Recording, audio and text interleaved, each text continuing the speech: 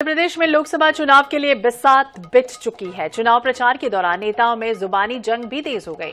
नर्मदापुरम में सभा को संबोधित करते हुए पूर्व पीसीसी चीफ अरुण यादव ने बीजेपी में शामिल हुए पूर्व केंद्रीय मंत्री सुरेश पचौरी पर बड़ा आरोप लगाया। ये कहा कि सुरेश पचौरी मजबूत नेताओं का टिकट कटवाते थे, इसलिए उनका नाम टिकट कटाऊ नेताजी हो गया था। इसके अलावा अरुण यादव ने कहा कि कांग्रेस के इतिहास में एक ऐसा नेता भी हुआ जो 30 साल तक बिना चुनाव लड़े राज्यसभा का सदस्य रहा, केंद्र में मंत्री भी रहा और जब चुनाव लड़ा तो एक बार 27,000 से तो दूसरी बार 32,000 से हार भी गए।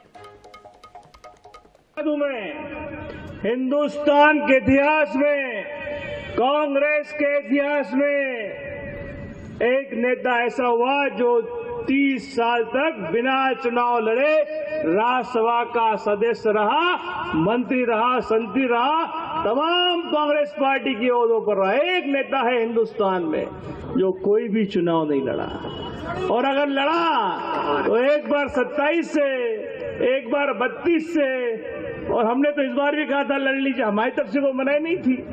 जीतू भाई, हमने तो कहा था, प्रपोजल भेजा था उनको, लेकिन पता चला चुनाव के पहले ही चले गए वो। तो अरुण यादव का सुरेश पचौरी पर बड़ा तंज। यहां के नेता भी टिकट कटाऊ नेता बन गए थे। अरुण यादव ने जिस तरह से भरे मंच से सुरेश पचौरी को लेकर बयानबाजी की, ये कहा कि ऐसा नेता जो 30 सालों तक राज्यसभा का सदस्य रहा, कोई चुनाव नहीं जीता और कई बार 2 चुनाव भी हार भी गए हजारों के अंतर से, उसके बाद इस तरह का तंज भी कसा है कि लगातार इस टिकट कटाऊ के नाम से फेमस हुआ करते थे। जुबानी जंग तेज हो गई है प्रचार प्रसार के दौरान लगातार, चाहे वो बीजेपी हो चाहे कांग्रेस के नेता हो, इसी तरह से बयानबाजी एक दूसरे के ऊपर करते हैं। हाल ही में आपको याद होगा सुरेश पचौरी ने बीजेपी का दामन थामा है और ये भी आरोप उन्होंने कहीं ना कहीं लगाया था कि उन्होंने वो पर्याप्त मान सम्मान और तवज्जो नहीं मिल रही थी, जिस वजह से उन्होंने बीजेपी का दामन थामा था। अब एक के बाद एक नेताओं के तंज भी सामने आ रहे हैं। अरुण यादव का सुरेश पचौरी को लेकर ये तंज भी कसा गया है। तो भरे मंच से कहा कि यहाँ के नेताजी टिकट कटाऊ नेताजी बन गए हैं। एक ऐसा नेता जो 30 सालों तक चुनाव जिसने नहीं जीता, उसके बाद भी वो राज्यसभा के सदस्य बने रहे और केंद्र में मंत्री भी बने रहे, इस तरह का उन्होंने आरोप लगाए हैं। तो अरुण यादव का सुरेश पचौरी को लेकर तंज सामने आया। कांग्रेस के प्रवक्ता डॉक्टर राम पांडे जी हमारे साथ जुड़ गए। पांडे जी, बहुत बहुत स्वागत है आपका INS 24/7 पर। और इस बयान को लेकर आप क्या कुछ कहेंगे? अरुण यादव ने जिस तरह से सुरेश पचौरी को कहा कि टिकट कटाऊ नेता के नाम से प्रसिद्ध थे। ये तो पचौरी जी ने साबित कर दिया बीजेपी में जाकर। पहले अब तो कुछ बचा ही नहीं।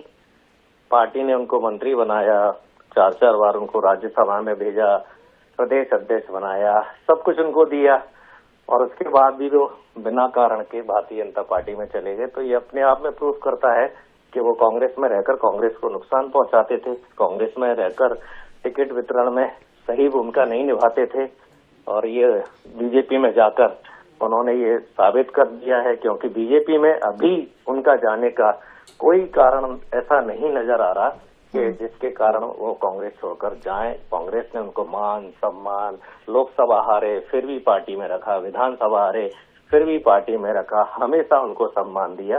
तो ये बात तो उन्होंने प्रूफ कर दी है कि कांग्रेस में रहकर वो कांग्रेस का नुकसान। पांडे जी, आपको वो बयान याद होगा क्या? सुरेश पचौरी जब बीजेपी की सदस्यता ग्रहण कर रहे थे, उस समय उन्होंने कहा था कि यूं ही कोई बेवफा नहीं होता, कुछ तो वजह रही होगी। उन्हें वो पर्याप्त मान सम्मान, जो तवज्जो मिलनी चाहिए थी, वो पार्टी में नहीं मिल रहा था, जिस वजह से उन्होंने बीजेपी का दामन थामा था। रक्षा मंत्री छोटा पद होता है। बीजेपी ने तो उनको प्रदेश का मंत्री नहीं बनाया, कांग्रेस ने तो उनको केंद्रीय मंत्री बनाया। बिना चुनाव लड़े उनको 4-4 बार राज्यसभा में भेजा, प्रदेश अध्यक्ष बनाया, सेवा दल का राष्ट्रीय अध्यक्ष बनाया। ये सम्मान कम होता है क्या? केवल प्रधानमंत्री पद का एक पद बचा हुआ था, तो सबको तो नहीं दिया जा सकता था। नरसिम्हा राव जी को दिया, मनमोहन सिंह जी को दिया, ठीक है, या राष्ट्रपति का प्रणब मुखर्जी को दिया, बचा क्या था देने के लिए? इतना सम्मान दिया। भाजपा क्या सम्मान मिल रहा है उनको? कुछ नहीं। क्या है भाजपा में? वो कुछ नहीं। जवाब भी ले लेते हैं। सनबर पटेल जी हमारे साथ जुड़ गए हैं, बीजेपी के प्रवक्ता हैं। स्वागत है सर आपका INS 24/7 पर। और अरुण यादव ने जिस तरह से भरे मंच पर सुरेश पचौरी को ये तक कह दिया कि टिकट कटाऊ नेता के नाम से प्रसिद्ध थे, जुबानी जंग तेज है, क्या कहेंगे आप? हेलो जी, सुन पा रहे हैं आप? देखिए जहां तक अरुण जी का सवाल है, तो अरुण जी ने जो बात बोली तो इन्होंने तब क्यों नहीं बोली जब इस प्रकार की कोई घटना अगर घटी थी तो ये सब सिर्फ मन गढ़ंत बातें हैं। जब आपने अपने बड़े नेता का अपमान किया और उनको खो दिया तो किसी भी प्रकार से अन्य उन पर आरोप लगाना, पर जनता इस बात को जानती है और जनता इस बात का जवाब देगी कांग्रेस के बड़े नेताओं को। पांडे जी, ये आरोप सुना आपने, पटेल जी कह रहे हैं कि कहीं ना कहीं जब छोड़ देते हैं तब तकलीफ होने लग जाती है, इसके पहले कोई कुछ नहीं कहता। नहीं तो प्रूफ वो स्वयं कर रहे हैं ना। हमने केवल राष्ट्रपति और प्रधानमंत्री 2 पद छोड़कर उनको सारे पद दिए थे। इससे बड़ा सम्मान तो कुछ नहीं हो सकता ना। और भारतीय जनता पार्टी में क्या है, वो कुछ भी नहीं है। भारतीय जनता पार्टी के कोई ढंग के पदाधिकारी भी नहीं है। उनको प्रदेश राष्ट्रीय कार्यकारिणी में उनके पास कोई पद नहीं है। लोकसभा का उम्मीदवार तक उनको नहीं बनाया गया है। तो क्या कारण है भारतीय जनता पार्टी में? कहीं ना कहीं वो पहले भी भारतीय जनता पार्टी से मिले हुए थे, भारतीय जनता पार्टी से मिलकर काम कर रहे थे। भारतीय जनता पार्टी में जाकर उन्होंने इस बात को साबित कर दिया है। बीजेपी के नेता कह रहे हैं अपमान किया, लेकिन ये नहीं बता रहे क्या अपमान किया, कौन सा अपमान किया, क्या उनको नहीं दिया, वो ये नहीं बता पा रहे हैं। बस ये कह रहे हैं अपमान किया है, अपमान किया। जी पटेल जी, आप कुछ कहेंगे?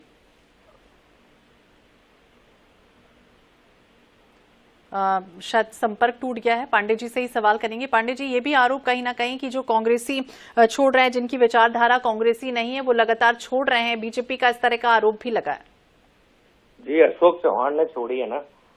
मोदी जी, संपूर्ण भारतीय जनता पार्टी ने अशोक चौहान पर आरोप लगाया था कि जो हमारे सेना की विधवाएं हैं उनके साथ इन्होंने धोखा किया, उनके फ्लैट हड़प लिए, उनके मकान हड़प लिए, और वो अशोक चौहान जी को राज्यसभा में भेज देती है बीजेपी। तो ये अपने आप में ये प्रूफ करता है कि भारतीय जनता पार्टी और मोदी जी जो भी विपक्ष पर आरोप लगाते हैं वो झूठे होते हैं। अशोक चौहान की तरह 25 नाम है, नारायण राणे, छगन भुजबल, एकनाथ शिंदे। अजीत पवार को तो 2 दिन पहले ही कहा था कि नेचुरली करप्ट पार्टी है एनसीपी। आज एनसीपी के सर्वे सर्वा कौन है?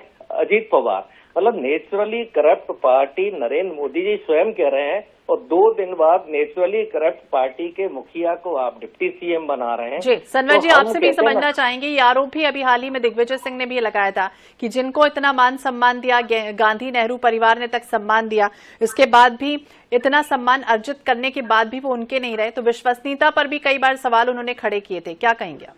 देखिए, बहुत ही स्पष्ट है कि ये विचार की लड़ाई है। कांग्रेस के अंदर पदों की राजनीति होती है और आज भी वो बड़े दम और घमंड से कह रहे हैं कि हमने फला पद उनको दिया, लेकिन उनके पास राष्ट्र की नीति नहीं है, उनके पास सम्मान की नीति नहीं है, और उन्होंने सदैव एक परिवार को आगे रखा है, ना कि राष्ट्र को। तो आज जो भी नेता, ऐसे नेता जो अपने इस बात को मानते हैं कि नहीं, भारतीय जनता पार्टी एक ऐसी पार्टी है जो देश को आगे लेकर जाने वाली है, जो देश की जो गरीबी है उसको न केवल नारा देने का कांग्रेस ने काम किया, लेकिन न केवल नारा बल्कि उस गरीबी को मिटाने का काम, अंत्योदय का काम भारतीय जनता पार्टी। बिल्कुल, दोनों ही पार्टियां अपने अपना दावा करती हैं कि हम देश का विकास कर रहे हैं, आगे ले जा रहे हैं, लेकिन जनता जनार्दन तय करेगी क्या कुछ होगा। बहुत बहुत शुक्रिया आप दोनों का ही बातचीत करने के लिए।